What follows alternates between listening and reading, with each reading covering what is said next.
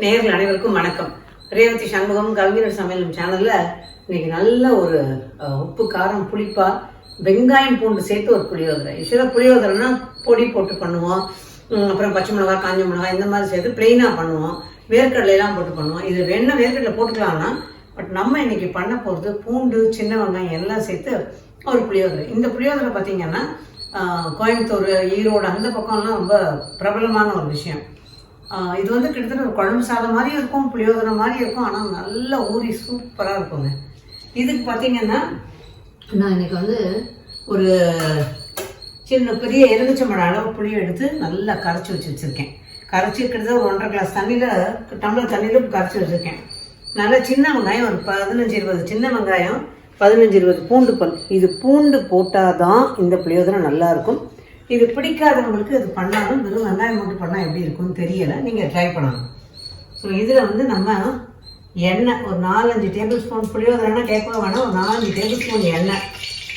நமக்கு ஈஸியாக புளியோதரை தாளிப்போம்ல, அதே மாதிரியே கடுகு, காஞ்ச மிளகாய். இந்த காஞ்ச மிளகாயும் பச்சை மிளகாய்னா இதில் காரம் நல்லா இறக்கும். அதனால எவ்வளோ காரம் உங்களுக்கு தேவையோ அதுக்கு தகுந்த மாதிரி நீங்கள் போட்டுக்கணும். உங்கள் காரம் உங்கள் வீட்டில் ரொம்ப சாப்பிட மாட்டாங்கன்னா குறைச்சிடுங்க. இப்போ நான் இந்த ஒரு கிட்டத்தட்ட 1.5 அழகு ஒரு 1.25 அழகு சாதம் வடித்து எடுத்து வச்சுருக்கேன், ஆற வச்சு வச்சுருக்கேன். பார்த்தீங்கன்னா தெரியும், இது ஆற வச்சு வச்சுருக்கேன். நல்லா முதலாக வடித்து ஆற வச்சுருக்கேன் இந்த சாதம். இப்போ இதுக்கு வந்து இந்த புளியோதரையில் இந்த புளித்தொக்கை பண்ணிவிட்டு அது தேவையானது கலந்து மீதி கொஞ்சம் கிடைக்கும், அது தனியாக தூக்கி எடுத்து வச்சு இன்னொரு நாள் பண்ணிக்கலாம். இதுக்கு ஒரு 7-8 காஞ்ச மிளகாய் நல்லா 2 நறுக்கி வச்சுருக்கேன். ஒரு 4 பச்சை மிளகாய் இந்த மாதிரி சின்னதாக நறுக்கி வச்சுருக்கேன். இந்த பச்சை மிளகாயும் காஞ்ச மிளகாயும் இந்த புளி தண்ணியில் ஊறும்போது தயிர் சாதத்துக்குலாம் தொட்டுக்கிறதுக்கு ரொம்ப நல்லாயிருக்கும். இது வந்து எண்ணெய் காஞ்சிருச்சுன்னா கடுகு நல்லா பொரியட்டும். இதுக்கு வந்து பொடியெல்லாம் வேண்டாம். நம்ம வந்து வறுத்து எள்ளு போடுறதோ இல்லை கடலைப்பருப்பு இதெல்லாம் உளுத்தம்பருப்பு தனியா எல்லாம் வறுத்து பொடி போடுவோம்ல, அதெல்லாம் இது எதுவும் வேண்டாம். இதுக்கு வந்து பிளெயின் தான். கடலைப்பருப்பு, உளுந்து, அதோட காஞ்ச மிளகாய். ஃபஸ்ட்டு காஞ்ச மிளகாயை போட்டுருங்க. இந்த காஞ்ச மிளகாய் லைட்டாக நேரம் மாறணும்.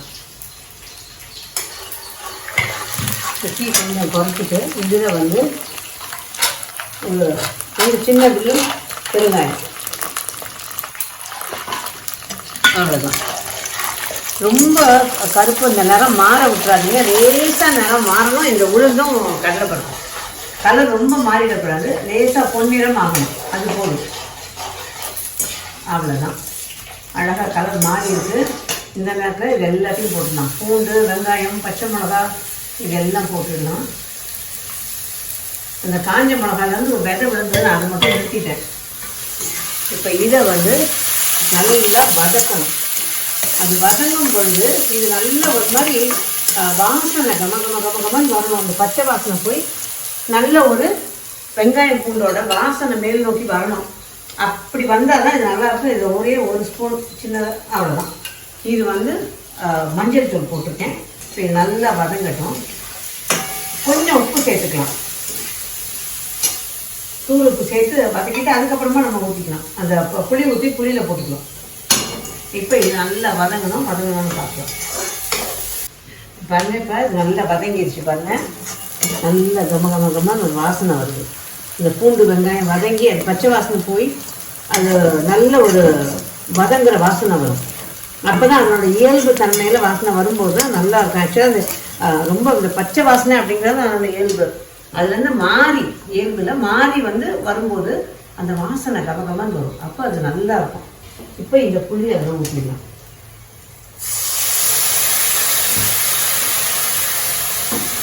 அவ்வளோதான். இப்போ இதுக்கு தகுந்த உப்பு. இது இவ்வளோ இருக்கேன்னு சொல்லிட்டு உப்பு நிறைய போட்டுறாதீங்க, ஏன்னா வத்தணும் இல்லையா, அதனால உப்போட அளவு கம்மியாக இருக்கும். வத்தினதுக்கப்புறமா உப்பு தேவைப்பட்டால் நம்ம போட்டுக்கலாம். இப்போ இது ஓரளவு கொஞ்சம் வத்தி எண்ணெய் மேலே வரும். இது வந்து முக்கியமாக சொல்லணும்னா, நான் வந்து இன்றைக்கி கடலை எண்ணெயில் தான் தாளிச்சிக்கேன். இதுக்கு நாங்கள் நல்லெண்ணெய் தாளிக்கிறது இல்லை. கடலெண்ணெயோ ரீஃபைண்ட் ஆயிலோ ஏதோ தாளிச்சிக்கலாம். பிரியப்பட்டால் நல்லெண்ணெய் தாளிச்சிக்கலாம். இன்னைக்கு நான் கடலை எண்ணெய் தாளிச்சிருக்கேன். இப்போ பாருங்க, நல்லா இந்த மாதிரி வத்தி வந்துடுச்சு. நான் ஹை ஃப்ளேமில் இருந்தேன், ஏன்னா புளியை வந்து ரொம்ப நேரம் கொதிக்க விடக்கூடாது. அதனால் நான் ஹை ஃப்ளேம்லாம் வச்சு இந்த மாதிரி சுக்கா வர வரைக்கும் பண்ணிட்டேன். எப்பவுமே அது புளி காய்ச்சல், புளி குழம்பு எதுவாக இருந்தாலும் ரொம்ப நேரம் கொதிக்க விடக்கூடாது. கெட்டியாக காய்ச்சி அளவான நேரம் கொதிக்கணும். இப்போ இதுலேருந்து கொஞ்சம் எடுத்துருவோம். தேவைப்பட்டா திரும்ப நம்ம சேர்த்துக்கலாம். ஏன்னா கொஞ்சமாக தானே சாதம் வச்சுருக்கேன், அதனால் இது கொஞ்சம் எடுத்துக்கலாம்.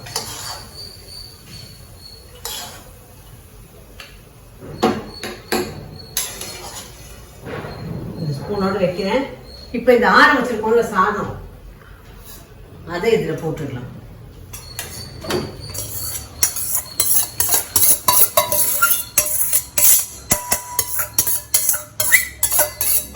அவ்வளோதான், இதை வைக்கலாம். இப்போ இதை கிளறிடலாம், நல்லா கிளறிடலாம். இந்த கிளறியாச்சு. நல்லா ஒரு கிண்ணத்தை எடுத்துக்கலாம். இதில் 2 விஷயங்க. இது நல்ல உப்பு காரம் புளிப்பாக தெரியும். கொஞ்சம் சீக்கிரம் பண்ணிட்டீங்கன்னா ஒரு 2 மணி நேரம் ஊறிச்சுன்னா இன்னும் டேஸ்டியாக இருக்கும். எல்லாத்த விட மறுநாள் ரொம்ப நல்லா இருக்கும். நீங்கள் வெளியிலே வைக்கலாம், ஃப்ரிட்ஜெலாம் வைக்க வேண்டாம், வெளியிலே வைக்கலாம். நாங்கள் ஒரு கோவிலுக்கு போகும்போது, திருப்பதிக்கு போகும்போது இது செஞ்சு எடுத்துகிட்டு போயிட்டு முந்தின நாள் விடிய காலையில் 3 மணிக்கு பண்ணி எடுத்துட்டு மறுநாள் மத்தியானம் சாப்பிட்டோம். அப்படியே ஊறி அவ்வளோ பிரமாதமாக இருந்தது அந்த புளியோதரை. ஸோ இது ஊற இந்த பிரயாணங்களுக்குலாம் ரொம்ப நல்லாயிருக்கும். ஊற ரொம்ப டேஸ்டியாக நல்லாயிருக்கும். எனக்கு பாதி அளவு தொக்கு தான் அதில் செலவாச்சு, மீதி தொக்கு இதை வச்சுருக்கேன். இப்போ இதை வந்து திரும்ப வந்து நம்ம பண்ணுறதா இருந்தால் இந்த ஒரு நாள் பண்ணிக்கலாம். ஃப்ரிட்ஜில் வச்சிங்கன்னா அந்த தொக்கை நல்லாயிருக்கும். வெளியில் வச்சாலும் நல்லாயிருக்கும். பட் வெளியில் வச்சா ஒரு நாள் 2 நாள் அந்த தொக்கை, ஏன்னா எண்ணெயை நல்லா மிதக்க விட்டுருங்க. இப்போ இதுக்கு சைட் டிஷ்னால் நம்ம வந்து அப்பளமோ உருளைக்கிழங்கு அந்த மாதிரி யூஸ்வலாக பண்ணுவோம்ல, அதுதான் ஒரு சைட் டிஷ். இல்லை துவையல் நல்லாயிருக்கும். இது அந்த வெங்காயம் பூண்டு போடுறதுனால மைல்டாக ஒரு இனிப்பு சுவையும் தெரியும். யூஸ்வலாக புளியோதரை கொஞ்சம் வெல்லம் போடுவாங்கல்ல, அதெல்லாம் வேணவே வேணாம். ஏன்னா அந்த வெங்காயம் பூண்டோட வெங்காயம் குறிப்பாக அந்த இனிப்பு தன்மையை கொடுக்கும் அதுக்கு. அதனால ஒரு உப்பு காரம் புளிப்பு இனிப்பு எல்லாம் கலந்து இது சூப்பராக இருக்கும். இதை நீங்கள் ட்ரை பண்ணி பாருங்கள். ஒரு வித்தியாசமான புளியோதரை. ஸோ இப்போ இந்த பாத்திரத்தில் எடுத்துடுறேன். டிஸ்பிளேக்கு வைக்கும்போது நல்லா அழகாக வைக்கணும்ல, அதான். இதில் வேர்க்கடலை பிரியப்பட்ட போட்டுக்கலாம். இது வந்து என்னோட ஆத்மார்த்த தோழி இந்திரா தங்கவேலுன்னு கோயம்புத்தூரில் இருக்காங்க. அவங்க வீட்டில் செஞ்சு கொடுத்த ஒரு விஷயத்த நான் இன்னைக்கு உங்களுக்கு செஞ்சு காமிச்சிருக்கேன். ஸோ நல்ல ஒரு வெங்காயம் பூண்டு புளியோதரை டேஸ்டியாக ரெடி பண்ணியாச்சு. நீங்களும் ட்ரை பண்ணிட்டு எப்படி இருந்ததுன்னு சொல்லுங்கள். இந்த வீடியோ பிடிச்சதுன்னா லைக் பண்ணுங்கள், ஷேர் பண்ணுங்கள், சப்ஸ்கிரைப் பண்ணுங்கள். மீண்டும் சந்திப்போம். நன்றி.